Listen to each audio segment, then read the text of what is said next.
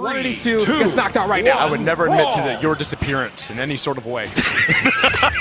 But as we get into the apocalypse here on game one, we got Luna versus MegD, like we've all been talking about before. Honestly, it's the first matchup we've seen in top 8 where these guys have very familiar games with each other. Yeah, and another change-up, again, we were talking about before. Last time he tried the Jiro, this time he's going to come in with the Asuri, so not feeling confident with that Val. The Val's just been getting kind of cooked no matter what he tries, so changing it up a bit here might work. So far, looking pretty solid. Nothing too crazy off the rip. Yeah. I mean, I don't blame him going with the Lucian too. I mean, fast character, blasters are where it's at right now. Lots of damage, great poking tool as well. It's been such a consistent legend for Luna over time after switching off, being the guy who everybody knew for zeros. Even with the changes, Lucian has just been that for him. But MegD, there's almost always a sword attached to whatever legend he's playing. It does not matter, and currently the Asuri is the pick. As we go right here, okay, oh, almost taking that stock, but both players in the red right here. Luna a little darker. And Luna looking to stuff out any recoveries maybe, but MegD sneaks his way back underneath, gonna get pushed away. Weapon toss up so he can go ahead and get back to the blasters. A D-Light recovery will take it. Just one stare by itself. What a bait, going for the weapon toss to switch over and gets that neutral into the recovery. That's the Luna striking first. Right there, MegD not having weapon in hand. Luna says, here, I'll give you one. No, you can't pick it up. It's so funny. It's like, I want one. Have it. Have it. I can't pick that up. No, that's your problem. That's our hands. That is a you issue. Decider's going to go ahead and come through. That's a talk between him and God right there. Luna is going to go ahead and get knocked out off to the side. Again, there is no world where these sets aren't going to be as close as possible. Even with that set count being in favor to Luna, they have always been incredibly close. And I do like that MegD was able to answer back fairly quickly, too. They are struggling a little bit here to get some hits on the board, but I mean, that just really comes down to Luna's neutral play, you know, finding these openings, seeing MegD kind of go for a little aggressive options and getting some strong punishes here. Look at this, remaining untouched for the most part of the better half of 30 seconds or so. Yeah, your defense better be up, too, because we talked about it earlier. Luna has been a highlight machine over this weekend, and D-Light chase dodge recovery won't be enough to get the KO just yet. One more of those will do the trick. Looks to try and catch him on the side, and MegD safely, not jumping early, recovery that time, we'll take it out. Yeah, Luna is playing phenomenal here. Gonna go for that weapon toss, keep them starved. And we are juggling blasters here. Ground pound down, no, calm down, have a seat, okay? I feel like that's terrifying to juggle around 4 blasters. That's definitely not safe for you. They're all loaded, right? Actually, it's a very dangerous activity. The weapon toss back up, though, is at least going to help him out. MegD had a pretty solid opportunity to try and sneak one out there, but Luna saying absolutely not. Okay. Little terrifying here for Luna. Gonna be able to find her way back down to the ground, though. Not quite giving up the stock. Yeah, back-to-back recoveries, not enough yet. D-Light Cider should take it out as well. That's gonna be it right there. He's gonna even it right back up.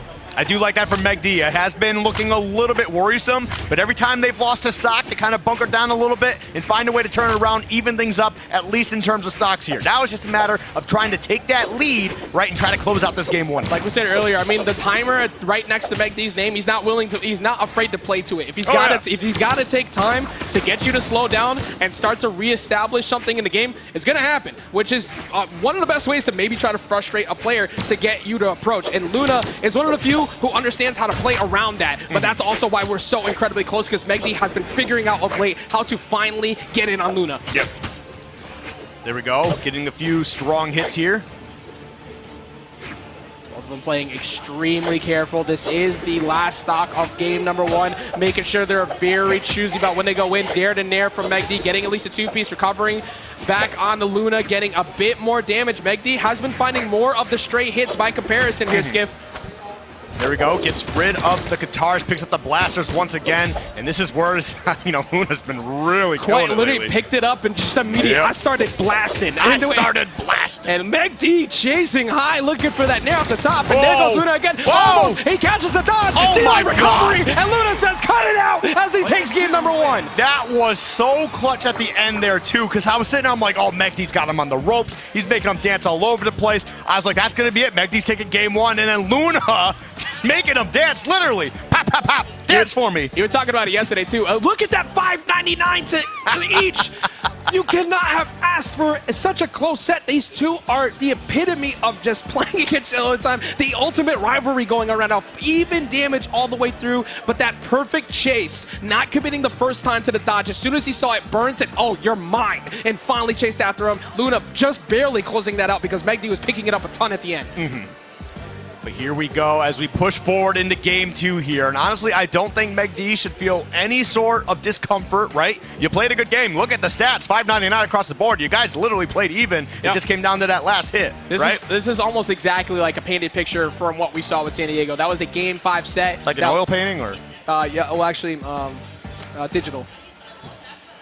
Continue. Yeah. So here in game number 2, I mean, just take a look at the graph, especially the last one there. Look how even that was all the way through on that last stock. Yeah. But, you know, that was majority of that came from the fact that MegD started picking it up a ton. He was getting a lot of straight hit damage, and most of that damage coming in from the sword, which we kind of expect from MegD, but if that's going to be the case, then I wouldn't be too surprised to see MegD start to maybe switch around. Yeah. We said it before, plays pretty much anyone who has sword amongst the legends. So you have access to Asuri, you have access to the Val. Maybe, I don't know if we see the Jiro again. It might have just been a one-off thing, but we'll see if that ends up being the case. I doubt we switch off Asuri right now, but if he's going to do it, this is probably the best time. 3, 2, Smooth move! But speaking of smooth moves, we're going to get into game 2 and see who can start off pretty hot right here. You see Luna, yep, with those Katars in hand, putting on some dicey damage.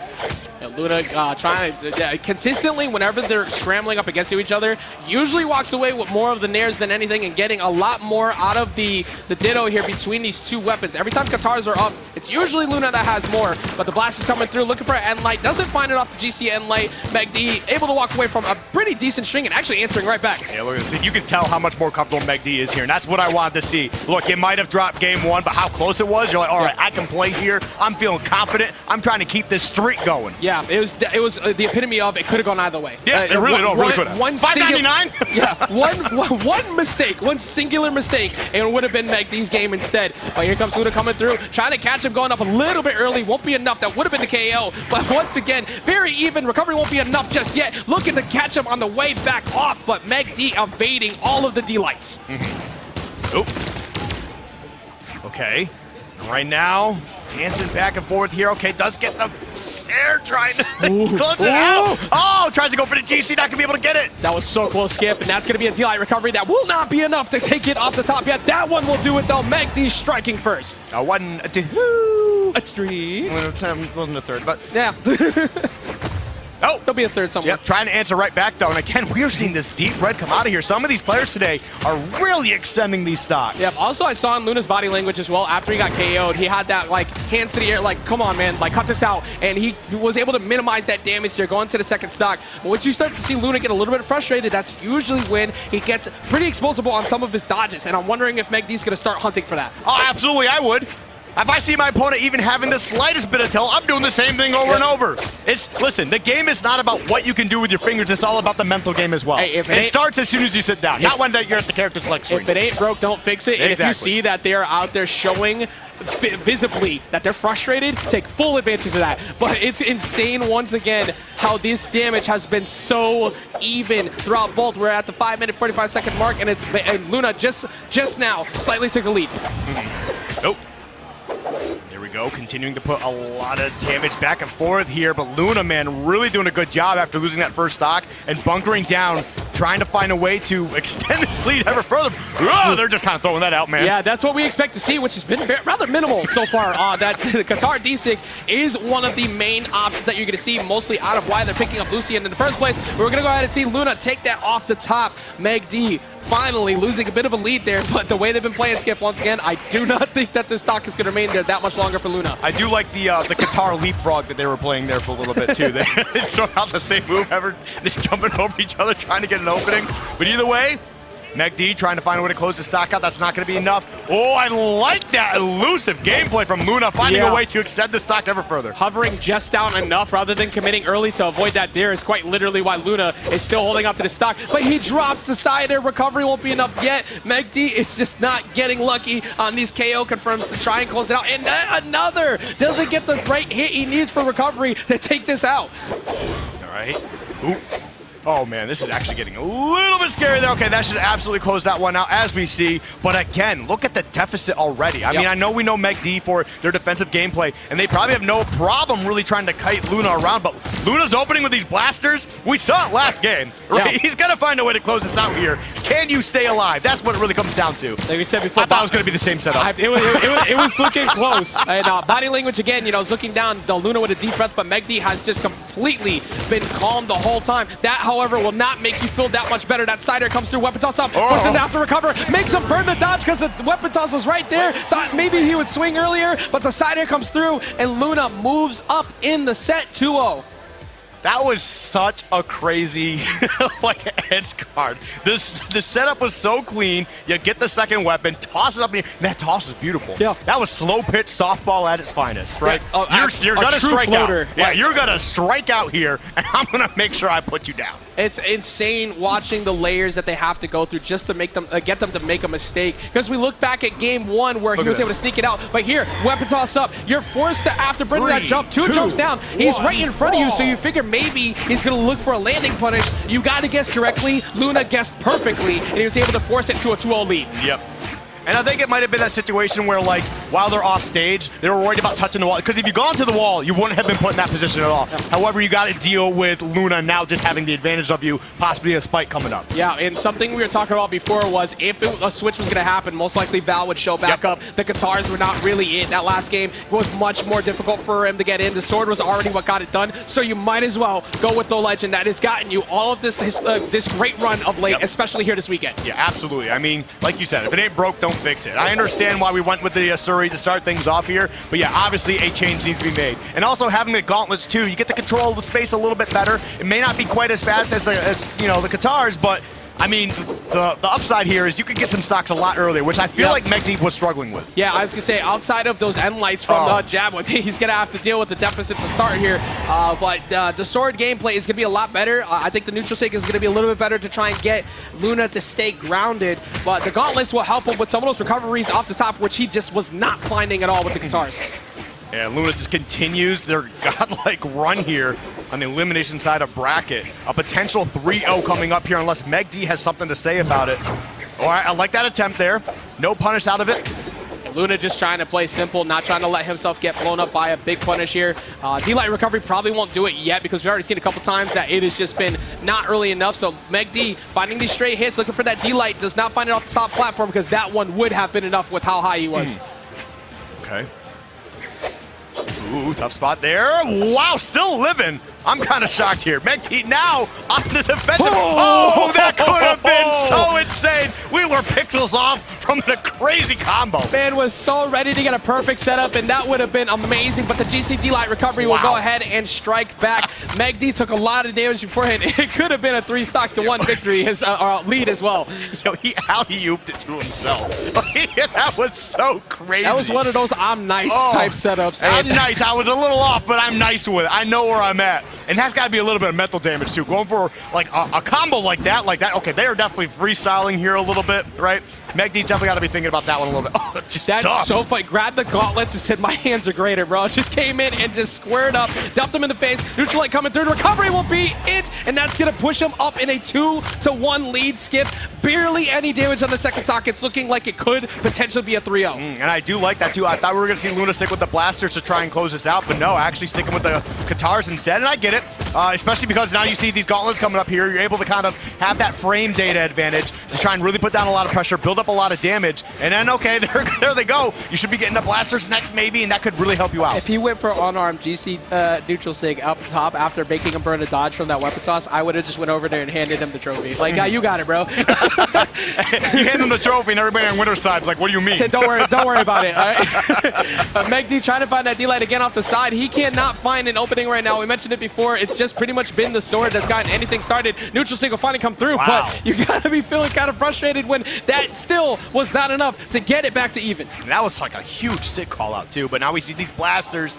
MegD's gonna be feeling the pressure for sure. This is definitely a little bit terrifying. Luna's gonna be getting some great pokes, some solid damage. And Luna catching that nair, looking for a second one, does not find it. Decider will push him back off stage. MegD looking for another D-Light, but that will not find its mark. And Luna running in, looking to try and extend off the soft platform. MegD is finding no entry, no answers to get rid of this stock. Oh, dude, this is really getting dangerous, too, because MegD's getting into that red. A bit of a bright red right now. Oh, that was almost a huge setup, Ajax. Very close to being it right now. Luna just needs one more read, and that will be over for MegD. MegD has to hunt. He's going to go out there. He's going to get his weapons back after serving it up, and he just keeps throwing it up in the air. He wants that play so bad. Oh, man. Oh, wow. I'm surprised it didn't connect. It's still living. Yo, there's no way MegD isn't looking at this game like this is a different game. This is a different build. What is going on here? But we got a 3-0 and a handshake. Luna gonna be pushing their ticket into the next round of bracket here. Luna continuing to show dominance in this head-to-head between the two of them, even though MegD has been getting better and better each and every time round. Currently, that bracket demon still remains exactly that. Luna taking it, Hugs going out. You love the rivalry between everything, but you also love the sportsmanship, like you said earlier today. Yep. And Luna will have to go up against Boomy and the other side of this bracket. And on the other side of that, you got Nees and Loris, the 2v2 team themselves. They're going to have to take each other out in the elim quarters. What an incredible lineup of matches we still have.